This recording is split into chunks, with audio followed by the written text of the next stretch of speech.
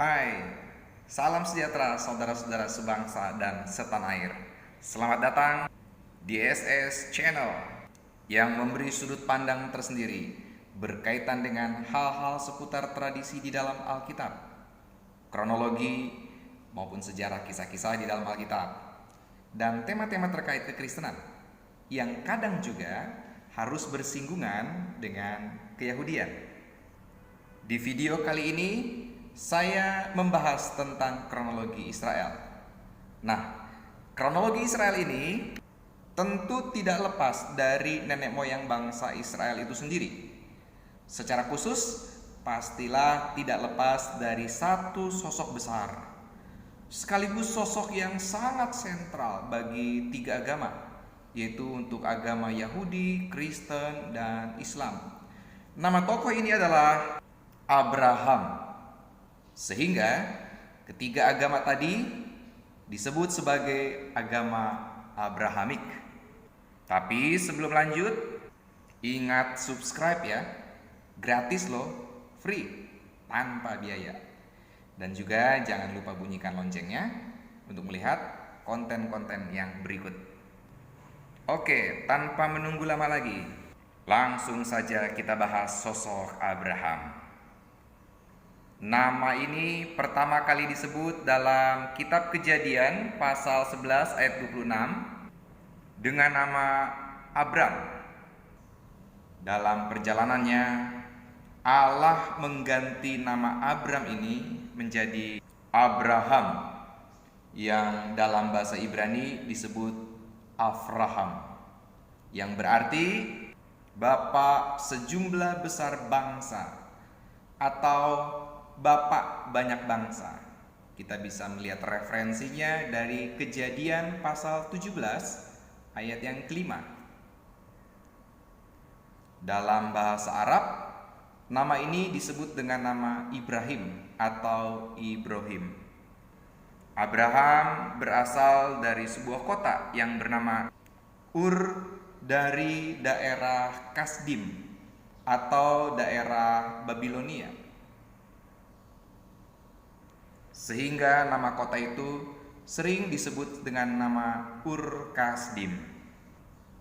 Nah, Ur Kasdim ini kalau kita mau membandingkannya dengan peta di zaman sekarang, itu kurang lebih termasuk di wilayah area Irak, negara Irak.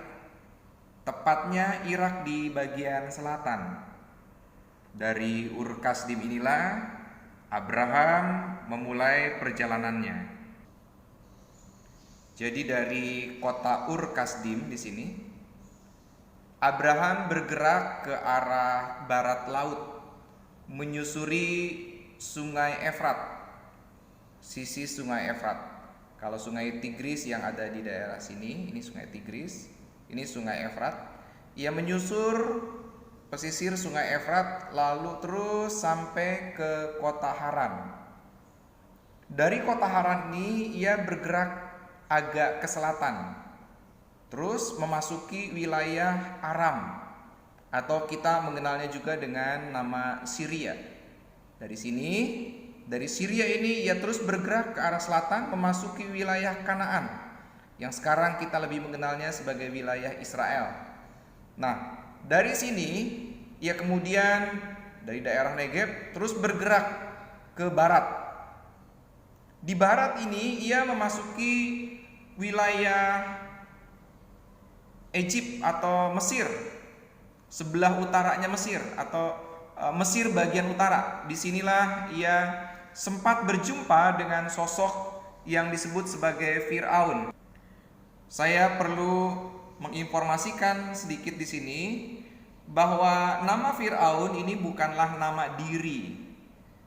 Itu adalah sebutan yang dapat kita samakan artinya dengan raja. Secara harafiah, Firaun atau Par'auh itu berarti rumah besar. Nah, disinilah Abraham berjumpa dengan Firaun. Tetapi masih ada banyak persoalan. Firaun siapa sebetulnya yang berjumpa dengan Abraham di zaman itu? Nah, tentang hal itu perlu studi yang lebih lanjut lagi untuk mencari tahu Fir'aun siapa yang ada di sana pada masa itu. Dari Mesir, Abraham kembali bergerak ke arah timur. Kembali masuk ke wilayah Negeb. Nah, dari sinilah ia kemudian nanti akan bergerak ke utara sedikit. Inilah wilayah Kanaan yang disebut sebagai tanah perjanjian. Dan di lokasi inilah kemudian Abraham menetap untuk tinggal di sana.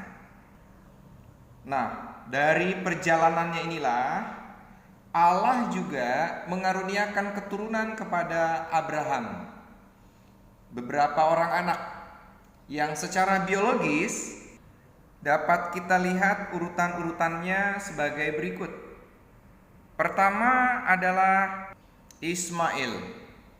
Nama ini pertama disebut pada kitab Kejadian pasal 16 ayat 11. Ismail ini adalah anak yang dilahirkan oleh Hagar, yaitu budak atau hamba perempuan milik Sarah, istri Abraham.